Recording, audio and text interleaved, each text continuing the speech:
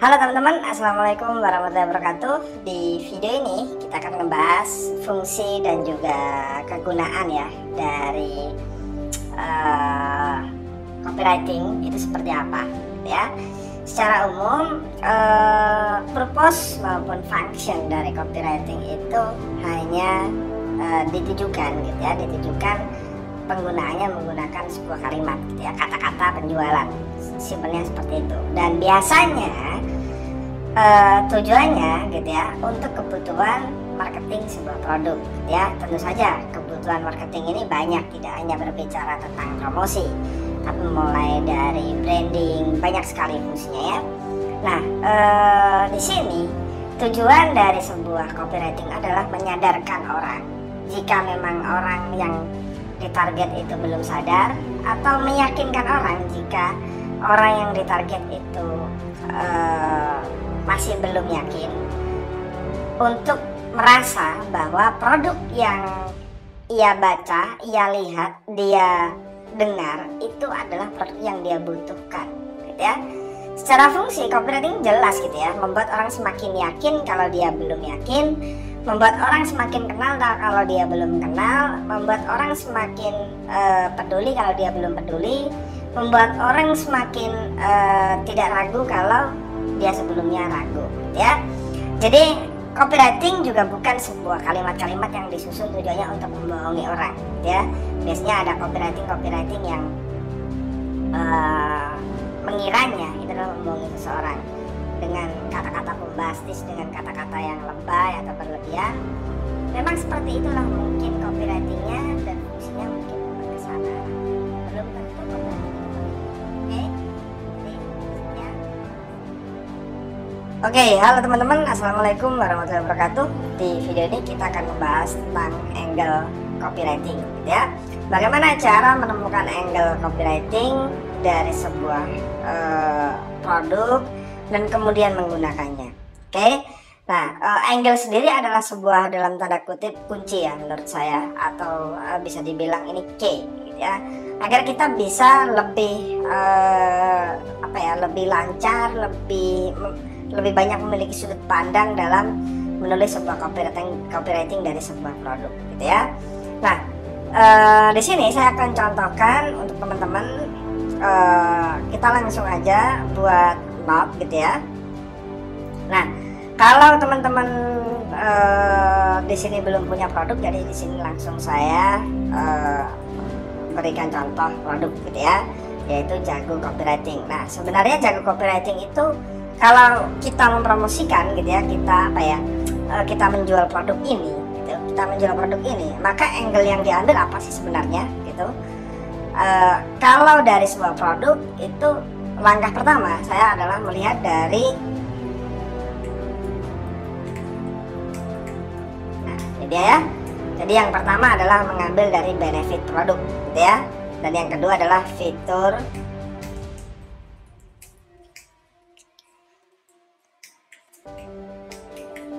Oke, nah kita lihat dari segi produk benefitnya apa ya. Kita lihat benefit itu adalah sebuah sesuatu yang ada di dalam sebuah produk yang kita jual atau yang kita beli gitu ya. Ketika kita membeli produk, kemudian kita merasakan tuh manfaatnya gitu ya, tapi kita nggak tahu bentuknya seperti apa. Itu adalah benefit ya. Benefit itu adalah sesuatu yang memberikan impact kepada pembelinya, tapi tidak ada bentuk fisiknya ya. Nah, sedangkan kalau fitur produk, memberikan impact secara langsung dan juga bisa dilihat secara langsung, bisa dipegang secara langsung oleh si pembeli ya. Nah, dalam menyusun angle dan menemukan angle, dua kunci utamanya adalah di sini. Oke, jadi ada benefit produk dan juga fitur produk. Nah, di sini teman-teman silahkan di listing gitu ya. Benefitnya apa? Benefitnya itu misalkan videonya ini fitur ya. Videonya misalkan jelas dan mendetail. Ini fitur sih, ini saya masukin di sini aja. Terus kalau benefit itu misalkan berimpact langsung tapi nggak nampak gitu ya.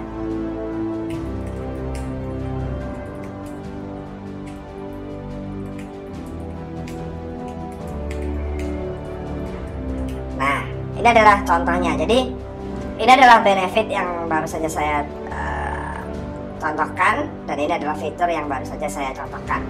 Nah, dari sini teman-teman coba dilihat bahwa ketika kita mengambil sebuah angle dari benefit aja, kita bisa langsung mengambil angle pertama. Itu adalah mudah dipahami, mudah dipelajari. Nah, kemudian yang kedua itu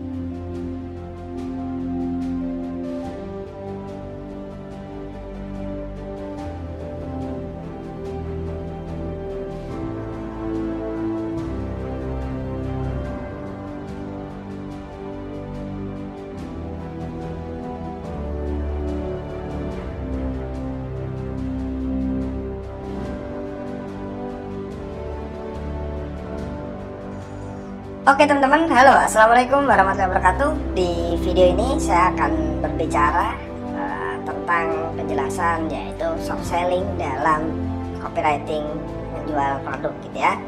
Teknik menyusun sebuah kalimat secara tidak langsung ini yang biasa disebut orang seperti itu. Soft selling ini biasanya ditujukan untuk orang-orang tertentu, untuk market-market tertentu gitu ya. Nah, soft selling ini lebih ditujukan untuk dua angle sesuai dari audience target yang kita miliki, ya. Nah, di sini saya akan coba buka notes dan saya akan buat baru. Oke, kemudiannya begini. Di sini akan saya besarin. Nah, ini ya. Di sini ada produk yang dicarikan pembeli, gitu ya. Nah, pertanyaannya adalah di sini tanda tanya adalah apakah pembeli itu langsung beli? Nah, biasanya jawabannya tergantung marketnya. Oke, nah market itu dibagi menjadi dua.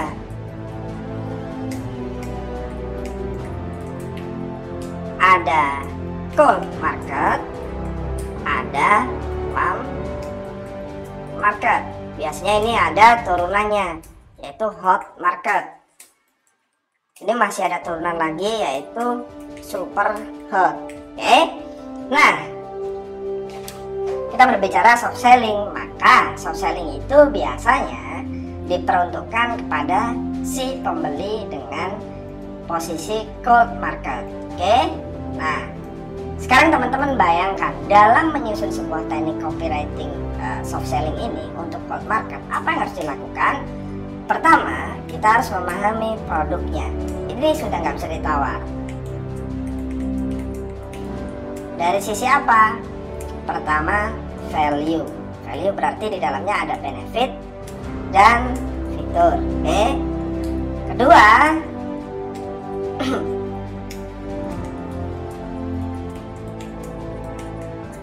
di mana dan siapa audiensnya. Oke. Bagaimana cara menemukannya? Oke, ini harus dijawab semua. Yang ketiga adalah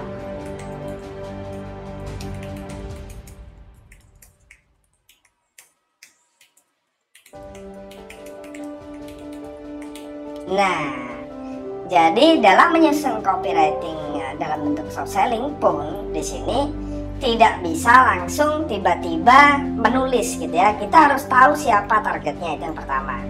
Kemudian kita harus pahami produknya dari sisi value. Kemudian di mana dan siapa audiensnya.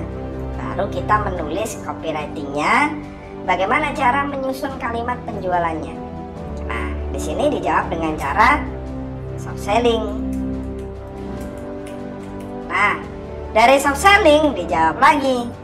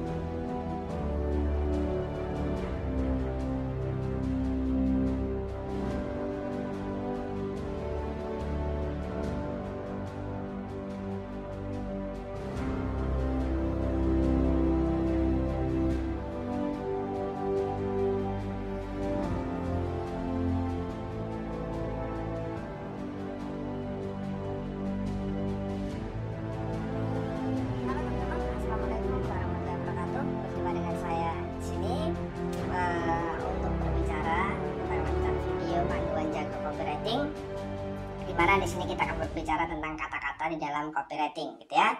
Copywriting itu jelas tidak akan jauh-jauh dari yang dinamakan kata-kata, gitu ya. Nah, di dalam menyusun sebuah kata-kata, kalau teman-teman lihat dari video dari 5 video yang ada di dalam Jago Copywriting sebelumnya, yang saya tekankan itu adalah pada angle, gitu ya. Yang kedua itu adalah produk, dan yang ketiga adalah audience, gitu ya. Ketika teman-teman menguasai 3 hal ini, jadi yang pertama adalah angle, yang kedua adalah produk, dan yang ketiga adalah audience, promosinya dimanapun tempatnya, kepada siapapun orangnya, apapun produknya, media sosialnya apa yang digunakan pun, media yang digunakan bermacam-macam pun, akan tetap teman-teman kuasai, gitu ya. Jadi kalau saat ini teman-teman mungkin, kok saya kesulitan menyusun copywriting ya mas, kok saya kesulitan menyusun sebuah kalimat-kalimat penjualan ya, setiap saya mau jualan saya bingung mau ngetik apa. Intinya dimana kalau kita bisa menemukan angle-nya dan memahami produk yang kita jual dan memahami audiens yang kita targetkan, maka teman-teman bisa hampir dipastikan tidak akan kesulitan dalam menyusun sebuah kalimat-kalimat penjualan atau yang biasa disebut copywriting, ya. Itu di luar sudut pandang